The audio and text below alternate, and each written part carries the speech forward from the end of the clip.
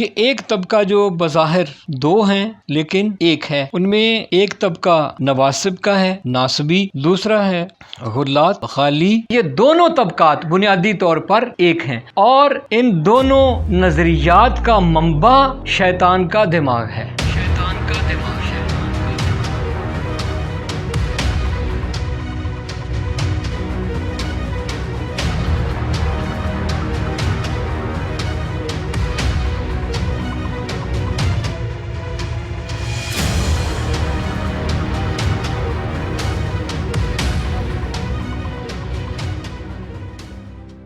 بسم اللہ الرحمن الرحیم۔ السلام علیکم۔ تصور کیجئے دو سینگوں کا کہ جو الگ الگ ہیں، لیکن ہم جانتے ہیں کہ وہ سینگ جو باہر الگ الگ نظر آ رہے ہیں، ان دونوں سینگوں کی جڑ ایک ہی سر ہے اور اس سر میں ایک ہی دماغ ہے۔ جس موضوع پر اب ہم بات کرنے جا رہے ہیں اس کی اہمیت اس لیے بھی ہے کہ کبھی تو ایسا ہوتا ہے کہ ہمارا واسطہ ممکن ہے کسی مسئلہ سے، کسی بحران سے نہ پڑے، تو اس کے بارے میں ہم علم حاصل کریں یا نہ کریں کوئی خاص فرق نہیں پڑتا، لیکن جس موضوع کو اب ہم ذکر کرنے جا رہے ہیں اس کا جاننا ضروری ہے اور اس کا نہ جاننا باعث خسران و نقصان ہے، کیونکہ جو کچھ ابھی دنیا میں ہو رہا ہے اور خاص طور پر پاکستان میں جو انسانی طبقات مؤثر رہے ہیں یا جن کے مؤثر رہنے کا امکان ہے، ان کے بارے میں جاننا اس لیے ضروری ہے کہ بجائے اس کے کہ ہمارا غیر یقینی اور غیر امکانی حالات سے واسطہ پڑے اور ہم کچھ بھی کرنے کی پوزیشن میں نہ ہوں، اس سے بہتر ہے کہ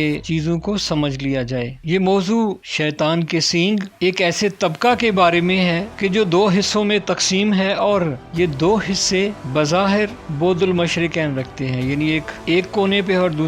دوسرے قطب پہ ہے، اور سمجھا یہ جاتا ہے کہ یہ آپس میں دشمن ہیں اور الگ الگ ہیں، لیکن حقیقت یہ ہے کہ ناکامیاں ان لوگوں کی اتنی نقصان دہ نہیں ہوتی جو فیصلہ کن نہیں ہوتے، لیکن فیصلہ کن لوگ علمی، عقلی، سائنسی، یہ جو دنیا ہے، اس دنیا میں رہنے والے لوگ اگر ناکام ہوں گے تو پھر یہ اکیلے ناکام نہیں ہوتے۔ اس موضوع پہ پاکستان میں اگرچہ پہلے بات کی گئی ہے، پچھلے 30 سے 35 سال کے دوران دو طبقات سامنے آئے ہیں جو پاکستان کی سیاسی، مذہبی، ثقافتی، علمی فضا کو ان لوگوں نے متاثر کیا ہے اور ان کے اثرات آنے والی صدیوں میں بھی موجود رہیں گے۔ قتل و غارت، توہین، بے توقیری، لاقانونیت، دہشت اور وحشت کی وہ فضا کہ شاید کسی جنگل میں بھی تصور نہیں کیا جا سکتا جو کچھ پاکستان میں بے نام دین، بے نام مذہب، بے نام مسلک کیا گیا۔ اب اگر تحقیقاتی نظر سے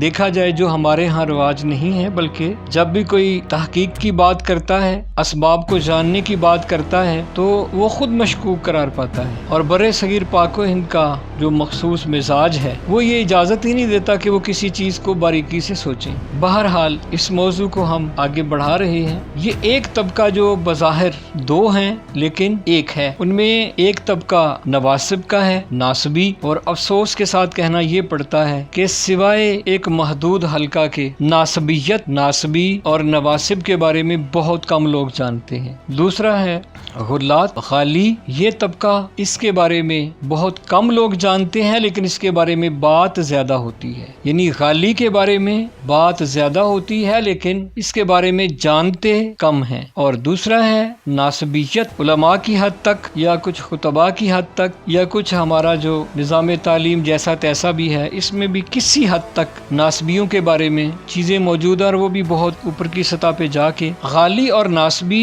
یہ ایک ایسا موضوع ہے کہ روشن فکری کا ٹائٹل جو سجائے ہوئے لوگ ہیں وہ اس لیے شاید ان پہ بات نہیں کرتے، جان کے خوف سے، یا لوگ انہیں قدامت پسند کہیں گے، پرانے خیالات کا بندہ کہیں گے، لیکن بجائے اس کے کہ یورپ کا کوئی محقق آئے اور وہ ہماری تہذیب، تمدن، ثقافت، مذہب، دین یا سماج کے بارے میں تحقیق کر کے پھر ہم فخر سے یہ کہیں کہ ہمارا ذکر ان میں موجود ہے، بہتر یہ ہے کہ ہم اپنے مسائل کو خود اپنے سامنے رکھیں اور گرم دل اور ٹھنڈے دماغ سے ان پہ سوچیں، کیونکہ جہاں عقل نہیں ہوتی، جہاں شعور نہیں ہوتا، جہاں علمی ماحول نہیں ہوتا، وہاں کیا ہوگا؟ وہاں پہ حرکت پذیری کا سبب تعصب ہوتا ہے، وہ قبائلی تعصب ہو، علاقائی تعصب ہو، رنگ یا نسل کا تعصب ہو۔ لیکن یہ جو دو موضوعات ہیں، یعنی ہم ایک ہی موضوع کے عنوان کے تحت لے رہے ہیں، غالی اور ناسبی۔